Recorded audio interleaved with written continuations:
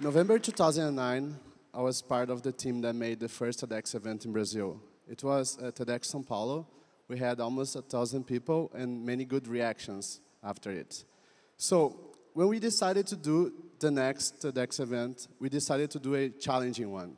Then we decided to do it in Amazonia. But why Amazonia?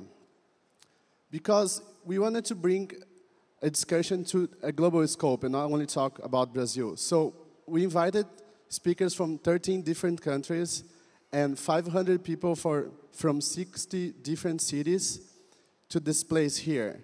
We wanted to create an experience of immersion in the jungle. We wanted people to feel the forest, to smell it, to hear the animals, to see the crocodiles. In order to do that, we had to bring them to this floating hotel. The only access to it is by boat.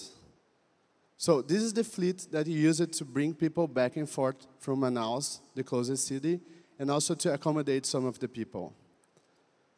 Normally, the river level, it's 10 meters below during the dry season. That time, it was 16 meters below, the worst drought in 100 years.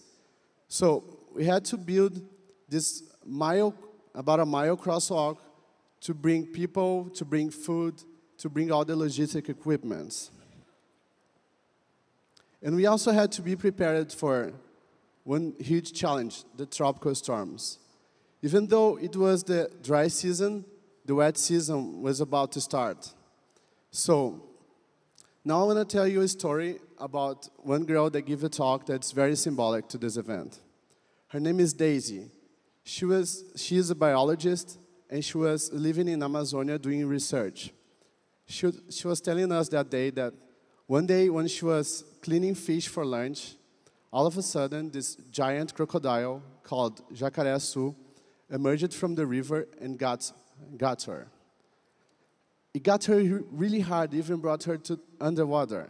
And when she was there, she thought that the only thing that she could think at that moment was to put her fingers strongly into the eyes of the crocodile. She did that really strong, and she even broke her nail. But that was not the worst damage that she had. She actually lost her leg. She somehow managed to go back into the boat, into her house, and ask for help. And she told us that story 9 months after this incident. And she was going back to live in Amazonia that day. And she said something that was very important at that time. She said, to live is not only to wait for the storm to pass by, but to learn how to dance on the rain. And just after her talk, this huge storm, tropical storm, hit the ground. And people were having cough break, and they just started dancing in the rain. Thank you.